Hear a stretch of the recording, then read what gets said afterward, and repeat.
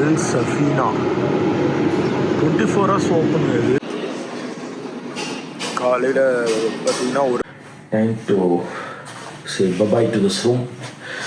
அவ்வளோதான், கிளம்ப வேண்டிய நேரம் வந்துருச்சு. ஸோ நம்ம அடுத்த டெஸ்டினேஷன் எங்கன்றதை நான் போகிற வழியில் அப்படியே சொல்கிறேன். இப்போ கிளம்புவோம். ஏன்னா செக்அப் ப்ரொசீஜர் இருக்குது. திரும்ப எடுத்துன்னு போயிட்டு ஒன்றும் சிம்பிள் தான். அது திரும்ப எடுத்துன்னு போயிட்டு இப்போ அந்த சாவியை வந்து அங்கே வச்சுட்டு போயிடணும். வச்சுட்டு ஒரு ஃபோட்டோ எடுத்து அனுப்போம் அவங்களுக்கு.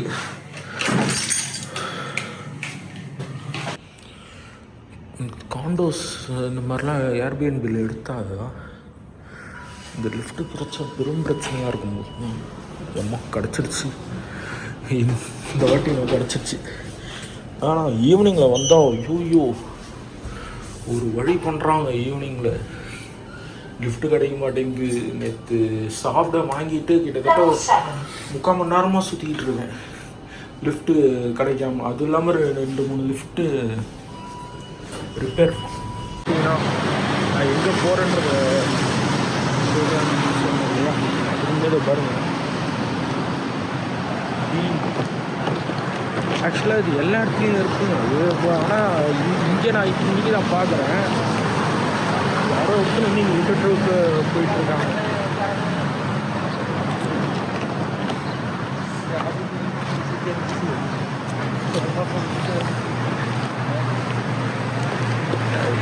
இதனால இதாக பார்த்தேன், யாரோ எடுத்துகிட்டு விட்டு போயிருக்காங்க போயிட்டு. ஆனால் மெயினான சிட்டி சென்டர் ஏரியாலெலாம் பார்த்தா நிறைய இருக்குது. பட் நான் எடுத்து யூஸ் பண்ணலை.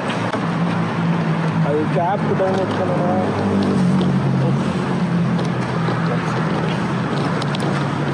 அதில் ஆஃப் ஆகிடுச்சு.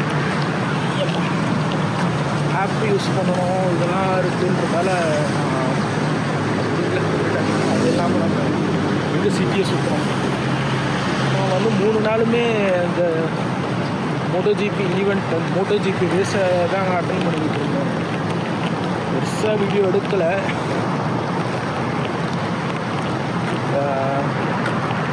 வ்ளாக் பண்ணதுன்னா கம்மியாக தான் இருக்கும்.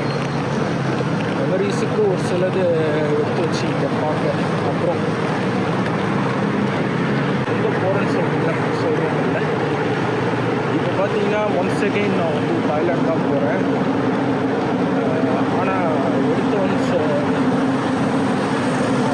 இப்போ லாஸ்ட் டைம் வந்து பேங்காக் வந்து சுற்றி பார்க்கல சரியா. சான் ஃப்ரான்சிஸ்கோ போயிட்டு அதுக்கான ஏரியாஸ் மட்டும்தான் போய் பார்த்துக்கிட்டு, மற்றபடி எங்கேயும் போகல. ஸோ அதனால் இந்த வாட்டி பேங்காக்கையும் கொஞ்சம் எக்ஸ்ப்ளோர் பண்ணலாம். அதே சமயம் வேறு ஏதோ ஒரு சிட்டியும் பார்க்கலான்னு சொல்கிற ஒரு ஐடியாவில் ஃபஸ்ட்டு வந்து ஃபுக்கட் போட்டிருக்கேன்.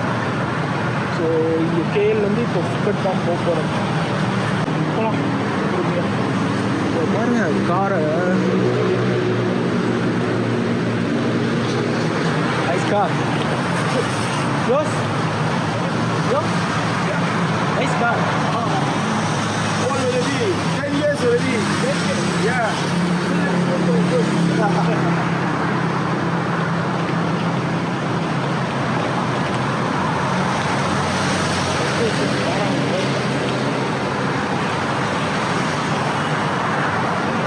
நான் மீட்டிங் கார் எப்படி வச்சுருப்பட்டு எனக்கு தெரியல. அப்படி கம்பேர் பண்ணி பார்த்தா அந்த கார்லாம் டாப் நாட்சில் இருக்குது.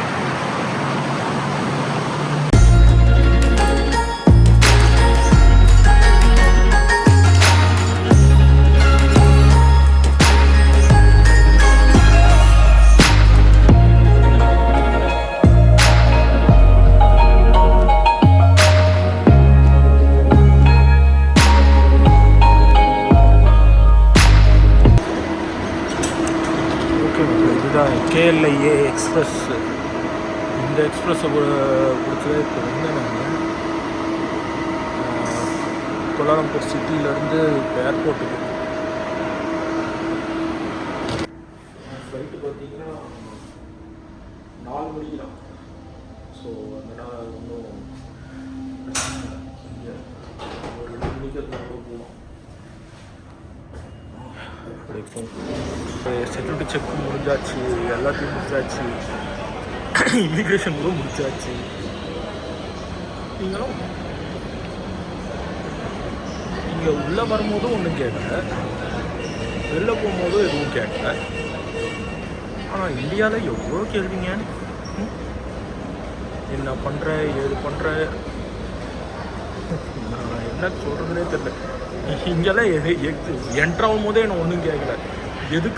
எதுக்காக வந்திருக்க மலேசியான்ட்டு கூட கேட்கல. அவங்க அந்த ஃபார்ம் ஃபில் பண்ண சொல்கிறாங்க பாரு, அது சொல்கிறாங்க பாருங்க, அதில் கூட இல்லை.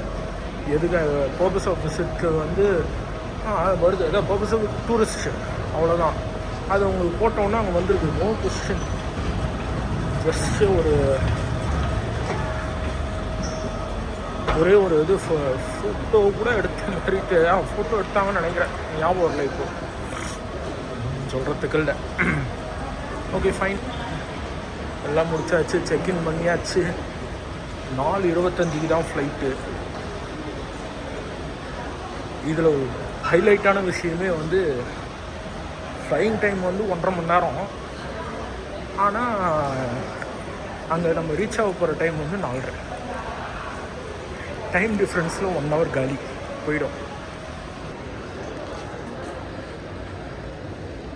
டியூட்டி ஃப்ரீ எனக்கு ஃப்ரீயாக கொடுத்தா கூட ஆனால் இங்கெல்லாம் வந்தால் இன்னும் இருக்குங்க சாக்லேட்ஸு. அவசரப்பட்டு அங்கே வாங்கிட்டேன், பரவாயில்ல. அது ஒரு நல்ல டீலிங்னு தோணுது. Malaysian chocolate, like made in Malaysia. Okay, ரெஸ்டிங்கோ யூஸ் பண்ண நினச்சேன். டைம் இருக்குமா ஒரு 10 நிமிஷம். 3:15, 3:45க்கு போர்டிங்கு. PE11 ஃபுக்கட். ஓகேங்க, டிலே ஆகிட்டுருக்குங்க. 4:25. நான் அதான் பார்த்தேன், எங்கேயோ நான் 4:25 பார்த்தேனே. 3:45க்கு அதெல்லாம் போய் போட் பண்ணணுன்றாங்க. பார்ப்போம்.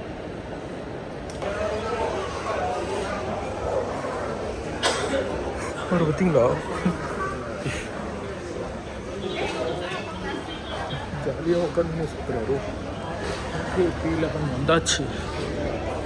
நல்லா அதுக்கு தான் வெயிட்டிங் போகுது. Okay, delayed. ஓகே தான், எனக்கு டிலே ஆனதில் பிரச்சனை இல்லை.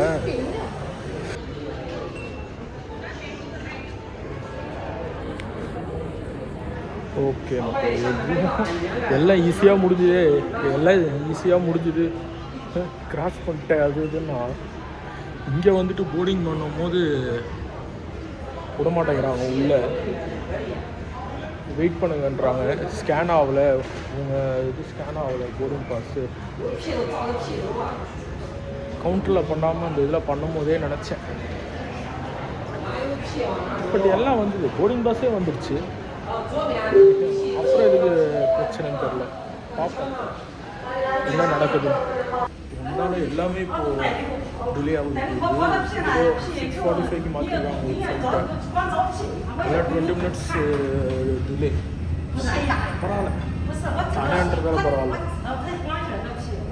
ஒரு 4:30 போக வேண்டியது 4:50 ரீச் ஆகும். லாஸ்ட் மினிட்ல போர்டிங் பஸ் விட்டால் இது பண்ணிட்டாங்க. அவங்களுக்கு ஸ்கேன் ஆகுதுன்னு சொல்லிட்டு அதுக்கப்புறம் கம்ப்யூட்டரில் செக் பண்ணி இது பண்ணியிருக்காங்க.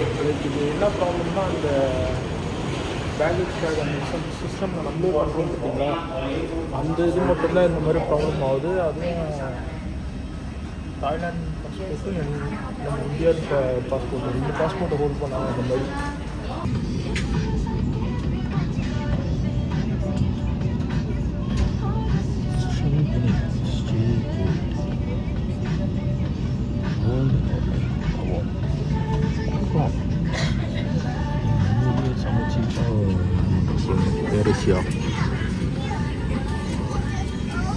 டிக்கெட் மட்டும் வாங்கிட்டு ட்ராவல் பண்ணோம். உள்ளெல்லாம் வந்து எதுவும் வாங்கக்கூடாது, அது கொஞ்சம் காஸ்ட்லி தான். அதே மாதிரி முக்கியம் ஹேண்ட் லக்கேஜோட தான் வரணும். இது எடுத்துன்னு வரக்கூடாது, செக்கின் பேக் எடுத்துன்னு வரக்கூடாது.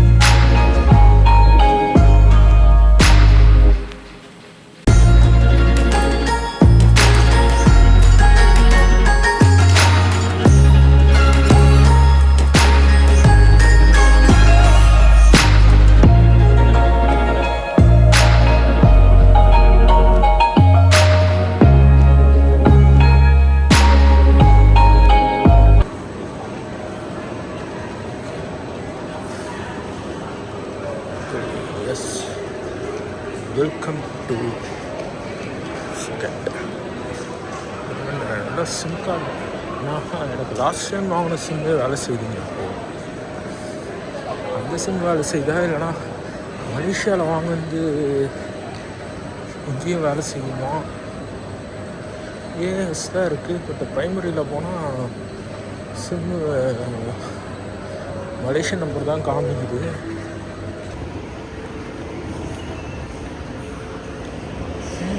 காரை பாருங்க,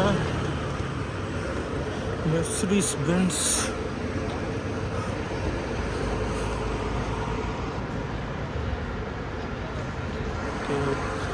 ரிஃப்ளெக்ஷன் தான் தெரியுது. யாருக்கும் தெரியல. 230 ஆட்டோமேட்டிக்குங்க. எந்த வருஷம் வந்ததுன்னு தெரியல. ஓகே, அப்படியே பார்த்தீங்கன்னா நான் என்னோட ரெசார்ட் வந்துட்டேன்.